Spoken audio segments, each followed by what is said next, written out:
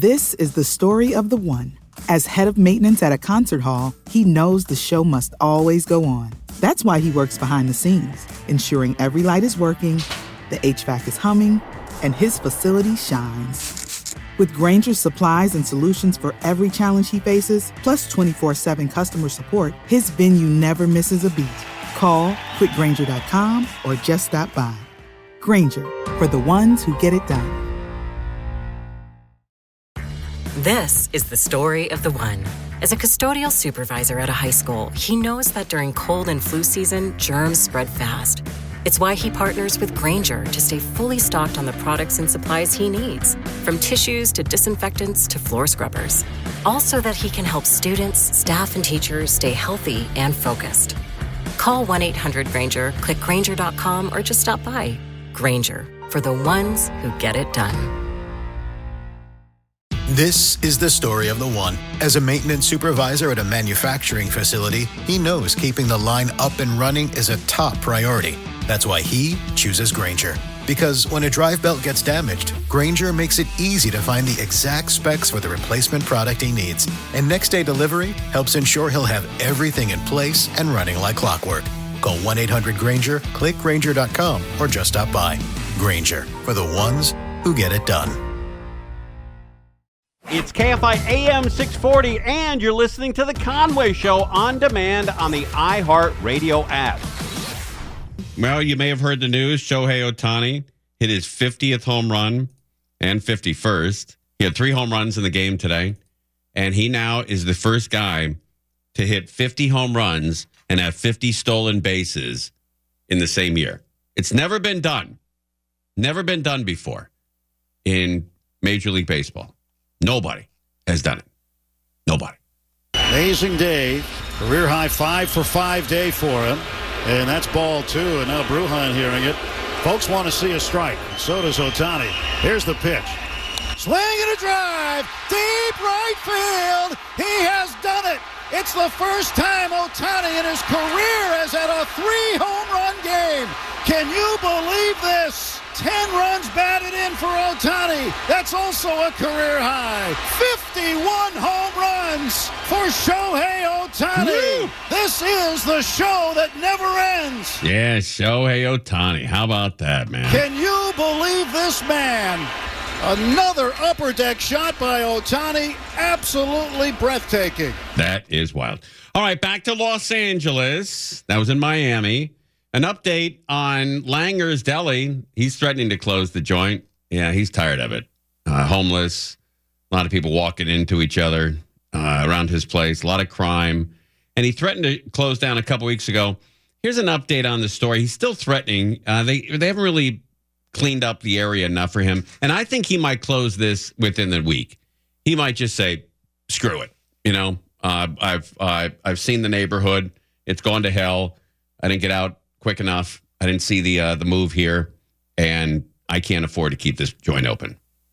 Just can't afford A it. landmark Los Angeles restaurant threatening to close because of increasing problems around MacArthur Park, including crime and homelessness. The city says it is responding, but as NBC4's Ted Chen reports, the owner says time has nearly run out. The people who live in MacArthur Park say they've reached a breaking point over issues of crime and homelessness and drug use, and it's gotten so bad the owner of a beloved institution says he's about to close. I've been complaining about this for ages. Norm Langer says his frustration has reached a point where he's thinking about closing a restaurant many Angelinos can't imagine life without. I might close it within a week. You might close within a week? That is correct. I'm getting that angry. Angry enough to close Langer's Delicatessen and Restaurant after nearly 80 years in the heart of MacArthur Park, where people who live here for decades say things have gotten dramatically worse, in particular problems with crime, drug use, and mental illness. It's a really difficult business to operate, any kind of food business. It is nearly impossible.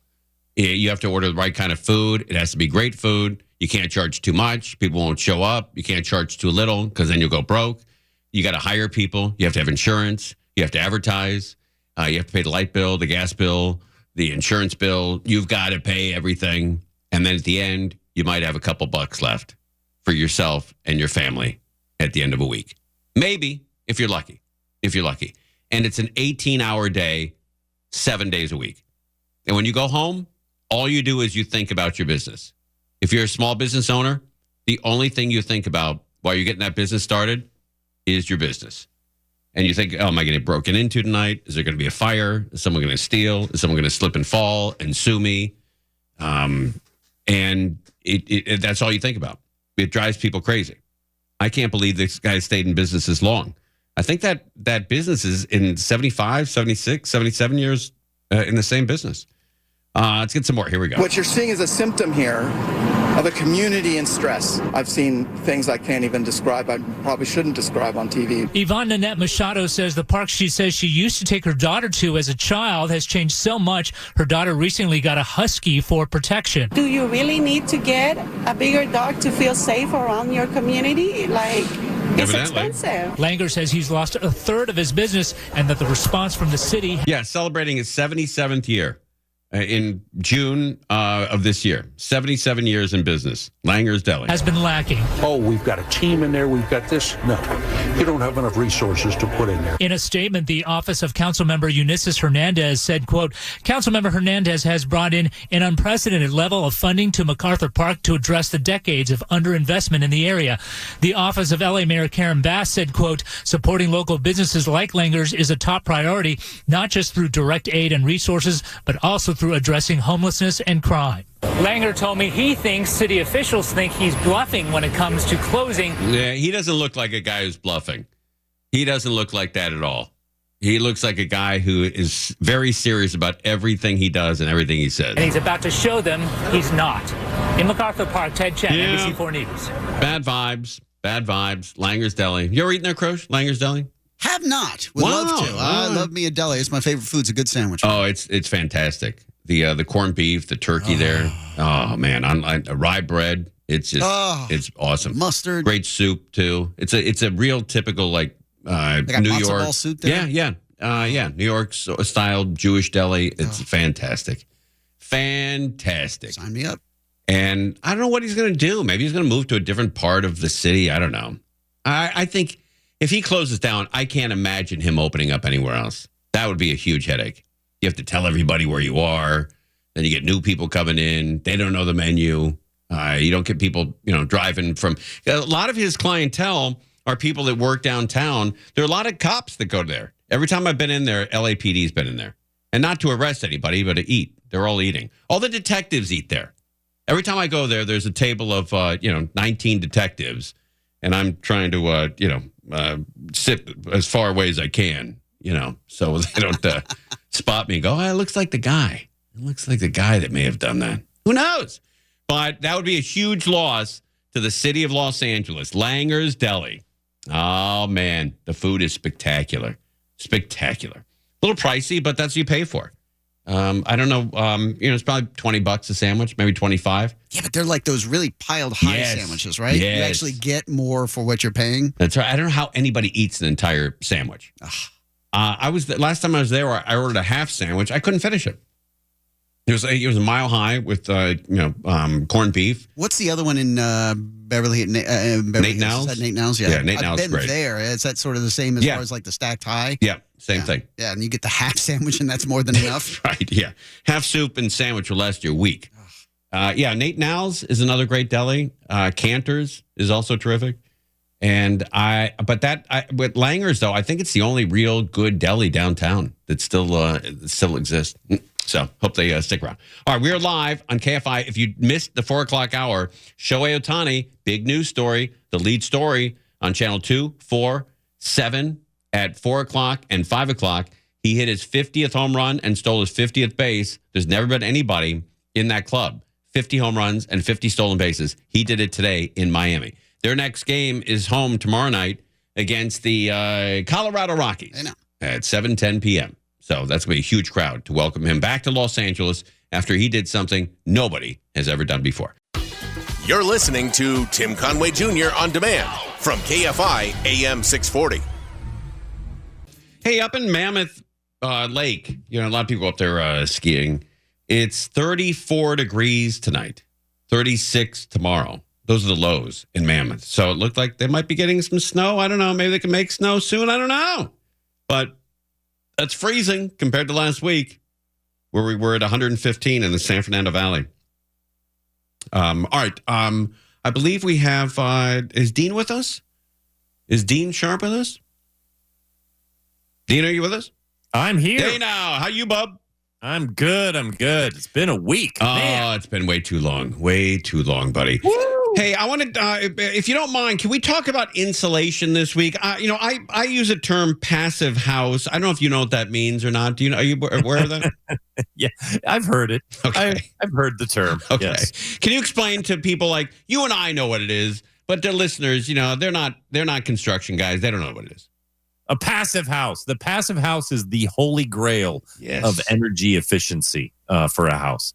A passive house just basically means that you are so well air sealed and so well insulated that you barely have to nudge the heating or the AC in order to get a room comfortable to temperature, and then it stays there. Stays there by itself without having to top it off constantly and run the AC. So basically, a passive house is an incredibly energy efficient house. And how do you get there? Can you turn an old house into a passive house, or is it easier to do when you construct an entire new house from scratch? Well, yes and yes. Okay. Yeah, both are true. I mean, if you're really thinking about it, these days, I mean, we can design an incredibly energy efficient home from the ground up. Just boom, there you go. However, that's a little tougher. I mean, it takes a little bit more work to do it to an older home because older homes have no relationship with energy efficiency whatsoever. I mean that seriously. I mean, here's the thing. Over 2/3 of the homes in Southern California were built before 1975. Oh, is that right? And before 1975, the state had zero energy efficient standards. Zero. It wasn't even a thing. It wasn't a thing that builders even thought about. In fact, you buy a house built before 72. If you have insulation in your exterior walls, somebody put that in after the fact. Wow. Either you or a previous owner, because it was not built, unless it was a custom home, it was not built with insulation in the exterior walls. It goes back to this thing. Insulation is one of those areas, Tim, where we have really learned a tremendous amount about what we were doing wrong before. Good.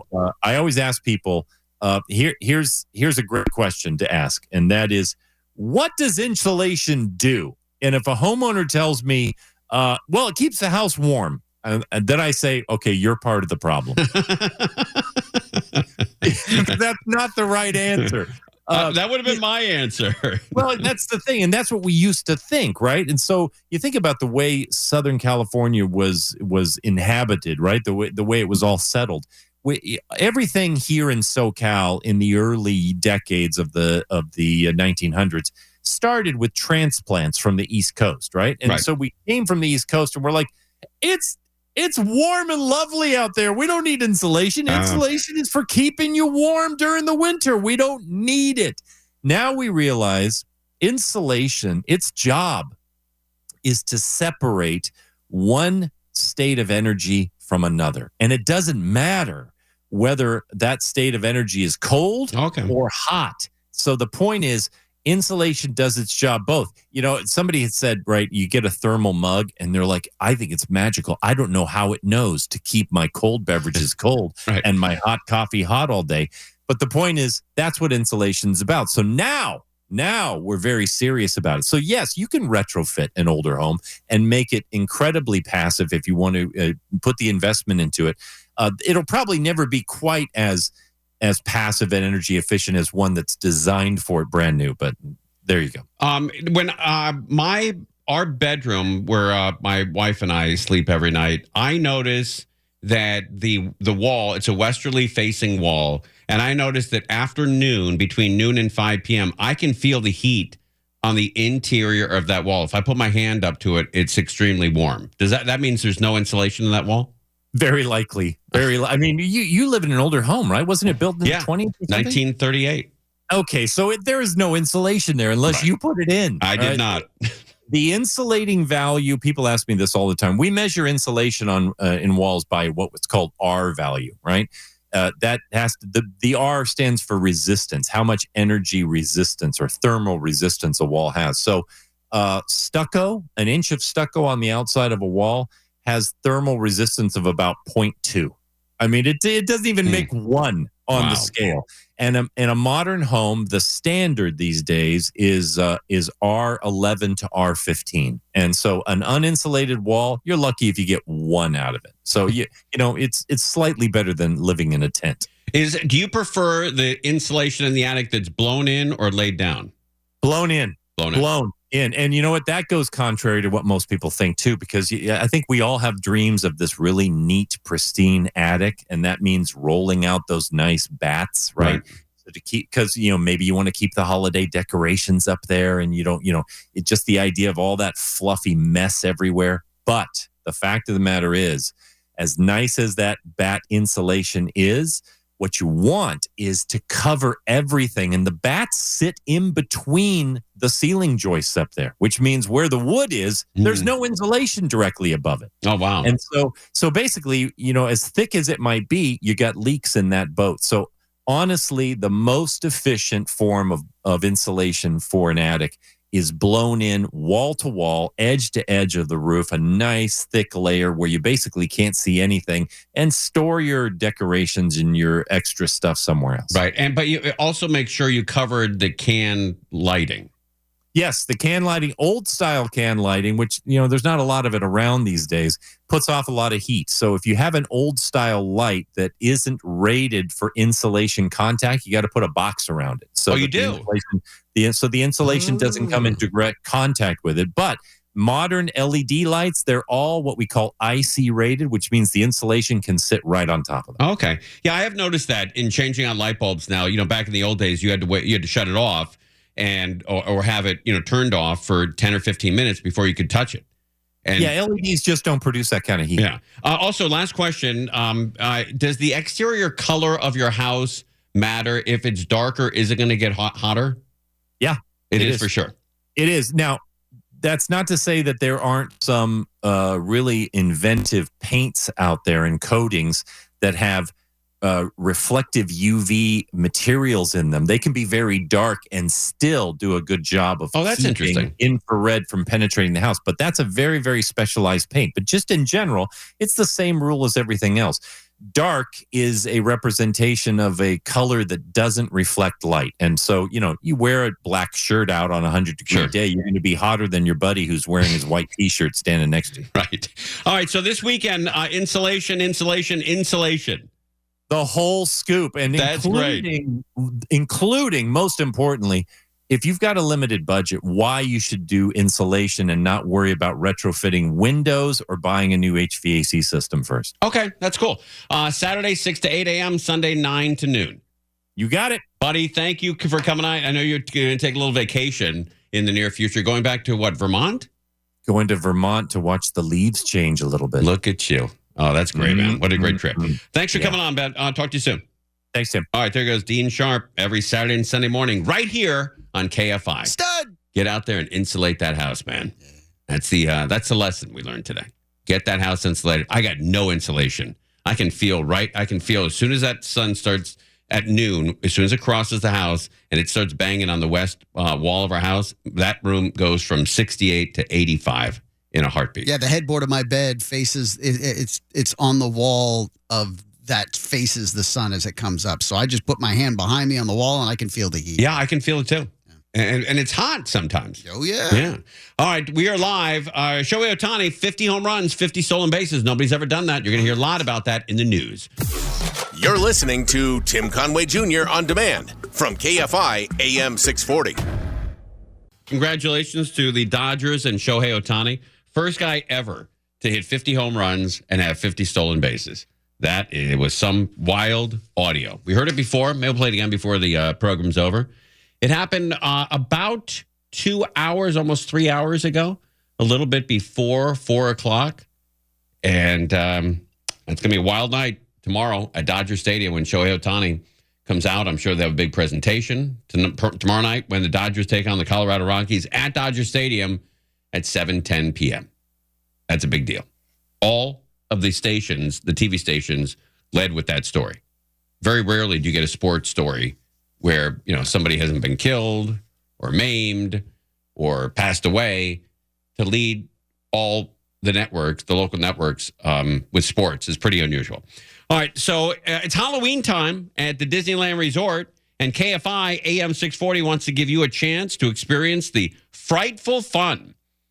A Happiest Halloween has brought fiendishly tasty treats, thrills for one and all, and beautiful decor to both Disneyland California Adventure Park and Disneyland Park. Now through October 31st, keep listening to KFI for your chance to win a 4-pack of one-day, one-park tickets to the Disneyland Resort. That's a big deal. So keep listening. You could win. That'd be great. Enjoy that. Big dog with you. All right, got some other news going on here. Saturday Night Live, they've not had a live new show yet this year. They always start a little late, but they've announced this is their 50th anniversary, and they've announced the first, I believe, 5 hosts for Saturday Night Live this year. We're going to start with Saturday Night Live. The show's big, if you can believe it. 50th season just around the corner. The lineup now for the host, musical guest, is available, and it's incredible. Let's walk through it. Live from New York, it's Gene Smart and Jelly Roll kicking things off September 28th. That's followed by Nate Bargatze and Coldplay. How about that pairing? How about Ariana Grande and Stevie Nicks, everybody? Or Michael Keaton and Billie Eilish? Nice. Or John Mulaney and Chappell Roan? That'll be a big show November 2nd. Look forward to that. Doesn't seem like big celebrities to me. Maybe I'm on the moon, but it seems light. And the best Saturday Night Lives are when you get professional comedians hosting it. Funny people make funny shows. And I don't know, seems light. We'll see. All right, nearsightedness is becoming an epidemic. If you're nearsighted, you want to listen to this.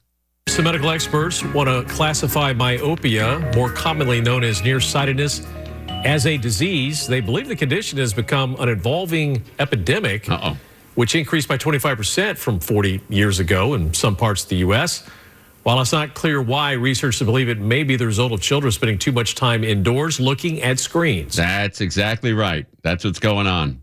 Screwing up their eyes. Nearsightedness usually begins during childhood and is typically corrected by glasses. Experts are now pushing for more research, standardized care, and early prevention. That includes at least 1 hour of outdoor time each day for all children. There you go. Get your ass outdoor, kids. That includes at least 1 hour of outdoors for at least an hour. I think most of us can do that. 1 hour? Come on. All right, Donald Trump last night was on Gutfeld, and we wanted to play this question for you because the question he gets asked more than anything else, are we invaded by aliens? Are there aliens on planet Earth?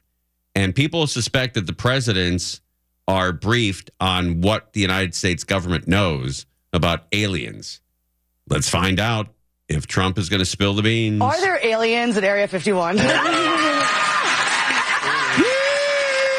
You know, I'll tell you, it's a funny thing because I think that might be a question that I get more than any question. It is the craziest thing. So we have that so-called area. They consider it like a sacred area. Mm-hmm. And I will say this. I don't think I'm a believer, but I've interviewed pilots that look, I like Tom Cruise, but better than Tom Cruise. The blonde crew cuts, the whole, and this, yes, sir. And they were in the Oval Office, 3 or 4 pilots. These are not people that make up stories. These are, they said, all I know, sir, is there was a round object that was going 4 times faster than my F-22, which is a very fast plane. And it wasn't, it shouldn't have been. It was round, sir. They have seen, 4 or 5 guys I've interviewed, solid people, great pilots for the U.S. Air Force, etc. They've seen things that they cannot explain. Follow-up question. Also a maybe. I think that's wild. There may have been aliens a billion years ago. There may be aliens a billion years from now. But for them to be able to find Earth is nearly impossible. If you were traveling around space, to find Earth, they say, would be almost exactly like finding a quarter, a 25-cent piece, a quarter, drop it in America, and you go find it. That's how hard it is to find Earth. Well, at least it's a quarter, not a dime. Yeah, that's right. Yeah, we're progressing. But anywhere, whether it's in the Rockies, under a leaf, whether it's in Miami under a cocktail napkin, maybe it's on the floor, maybe it's in some snow, maybe it's in a river. But there's one quarter that's thrown somewhere in the United States, and you got to go find it. Good luck. That's how hard it is to find Earth.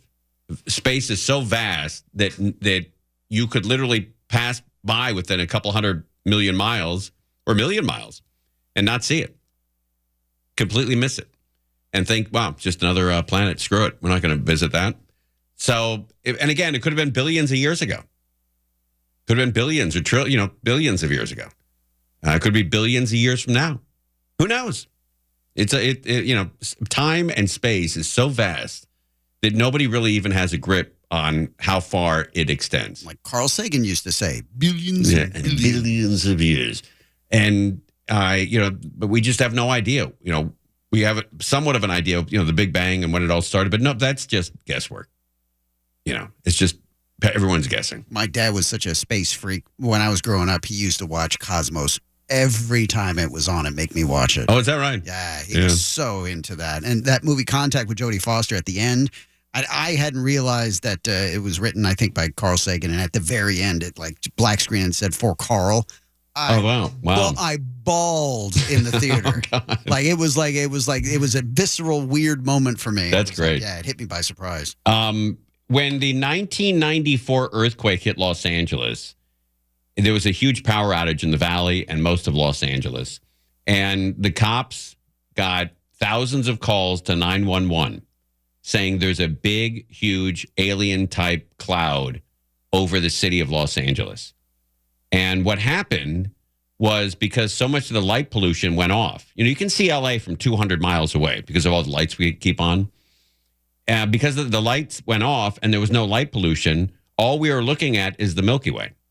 And people in LA have never seen it before because you can't see with the naked eye unless you get way out of town. And for most of the United States, you can't see it because there's too much light pollution. But you get into other countries that have no lights at all. In Europe, they shut the lights off at night. You fly over Europe at night and it's almost pitch dark. Oh, right. Yes. Everyone yes, shuts it down. We keep everything on. We just want everything big, everything bright, everything now, everything cheap. We are the most spoiled a-holes in the world. We want everything, and we don't want to pay a price for anything. That's who we are. That should be the name of this country. We want everything. You're listening to Tim Conway Jr. On Demand from KFI AM 640. Airbnb ripped somebody off. A woman in Michigan said she was charged $18,000 for damages that she didn't cause. A summer girls' trip to Michigan for a group of hardworking teachers. Amy Pito of New Lenox says the trip was nearly perfect. Right. They rented a vacation home in Douglas, Michigan on Airbnb. It was a beautiful place that we stayed at, went to the beach, did some shopping. Beautiful. Played some cards at night and just had a really good time. I've never laughed so hard in my life. Okay, then why are you complaining? But that laughter turned into tears when Pito got home from her trip. She received this invoice from the Airbnb host for more than $18,000. I read this review and my stomach just dropped. Amy made huge damage to the house. Oh, no.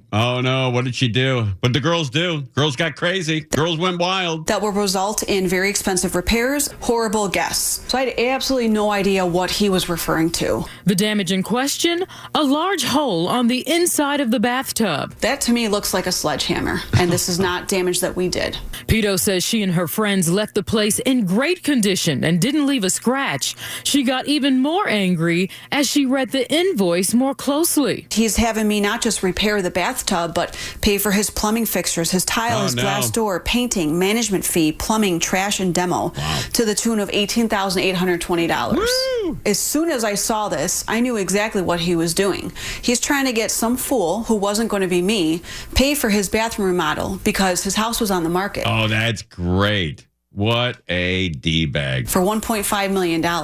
You messed with the wrong girl. Pito says she tried contacting the Airbnb host to put an end to this bill, but he never responded. When you're seeing this invoice for more than $18,000, What are you thinking? I'm single and I have 2 young boys. There's no way that I would be able to just drop $18,000 on a teacher's salary. She says she contacted Airbnb and went back and forth with the company for weeks to fight the charges. Wow. Eventually, Pito says the company accepted her appeal and closed the case. She was never charged for the damages. As for the host, Airbnb tells the I-Team, quote, "The host provided evidence to support the claim, and our team did not find any evidence to suggest that the host was committing fraud." Somebody was committing fraud. Crozier, you do the Airbnbs. You get out there and enjoy yourself, right? Yeah, I did one just this past weekend in Cambria. The one thing I don't like, the last time we did one, it was up in Oregon at Mount Hood, and it was a big house. It was like 5-bedroom, and there was going to be 15 family members. It was a great time. It was a really cool time. We were there 2 nights, but. And it was $780 a night, but it was split between 15 people. It's pretty good. It wasn't bad. But the cleaning fee after 2 days was $700. Oh yeah, the cleaning fee is what's turning everybody off. Yeah, and you have to do a lot of the work yourself. We had to strip all the beds. Yeah. Throw all the towels in the laundry room. Yeah. We were working. Yeah, there's a whole laundry list of literally of stuff that you have to do before you leave. Otherwise, you're going to get charged even more. Right. And I'm like, wait a minute. If I'm going to do all the work, then why am I also paying $700? That's what I don't understand they're paying. And if we were there for 2 weeks or we're there with 1 night, it's still a $700 charge. Right. To have it cleaned up. Right. It's that's where they make their money. I was a little hesitant to do Airbnbs because I'm hearing more and more about like people with cameras in there and stuff like that. Really? So I bought one of those. It's like $35-$40. Just a little sensor that you go around the room and it can tell when there's infrared or any of that sort of stuff. You can tell if there are any cameras. Wow, yeah. That's wild, man. I didn't even hear about that.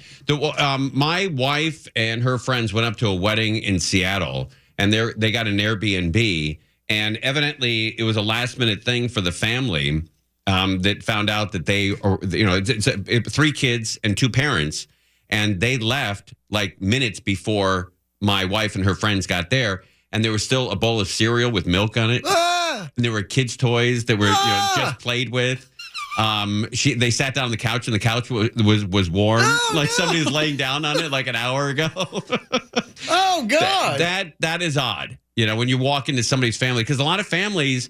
That's how they make money. They go stay with their mom or dad for a couple nights. They make $1,000. Yeah, where we got it wasn't an actual residence. It was just a room from these people that own this big ass house in Cambria. So we were in just a 1-bedroom sort of place, but it was separated from the rest of the house pretty well. Oh, that's nice. So you definitely felt like you were isolated. Right. But yeah, it's a little bit odd. I did when I drove cross country. I took a chance and I did an Airbnb in Kansas City, and we got in late at night because it was storming, raining, and it was just one room, and the room was half the size or quarter the size of this room in here. It barely fit the bed, and the bed, the springs on the bed were loud as hell. No. So every time you just moved, that was loud. Oh no! What'd you pay for it? It was like $100. Okay, all right. But hotels now are unbelievably expensive. Yeah. Yep. But going to Vegas this weekend, and I'm going with iHeart, but a buddy of mine's going, and he's staying at Bellagio, and Bellagio's $550 a night. Yeah, I saw a guy today posted a thing about the mini bars and the things that they put there. They're all pressure sensitive panels that they have with like waters and things. Yeah. If you just move it, you're getting charged for it, and it's like $27 for a small water. Right, that's partially because of me. You drink the little vodkas, you fill them with water, put the top on, and bang, right back in the fridge. Yeah, but if a kid is in there and he tosses a towel and hits something, you're getting charged for whatever he hit. Oh, yeah. And if there's an earthquake, good night. Yeah. You're getting charged every. That's a $600 earthquake. All right, Mo Kelly and his whole crew is up next on KFI AM 640. Conway Show on demand on the iHeartRadio app. Now, you can always hear us live on KFI AM 640, 4 to 7 p.m. Monday through Friday, and anytime on demand on the iHeartRadio app.